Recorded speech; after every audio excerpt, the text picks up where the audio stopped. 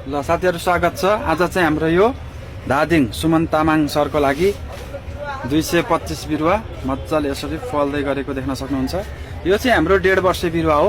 उहाँले 1.5 वर्ष बिरुवा नै अर्डर गर्नु भएको थियो 375 को दरले। ल तपाईहरुलाई पनि चाहिन्छ भने हामीलाई सम्पर्क गर्न सक्नुहुन्छ। उहाँलाई हामीले 225 बिरुवा अब यो फल्दै गरेछ, तर यो फुल दानाहरु फाल्नु पर्छ। विशेष गरेर यसलाई 3 वर्ष 3.5 वर्ष हुर्काउनै पर्यो। 5 वर्षदेखि मात्र पछाडी उत्पादन लिने हो साथीहरु।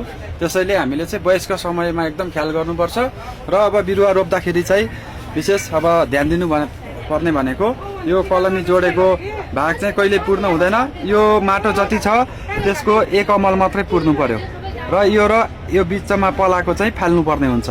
र अनि फूल पनि 3 वर्षको अगाडिको अझै 3 वर्ष तपाईले चाहिँ फूल फालेर यसलाई चाहिँ नहुर्काइकन उत्पादन लिन भएन।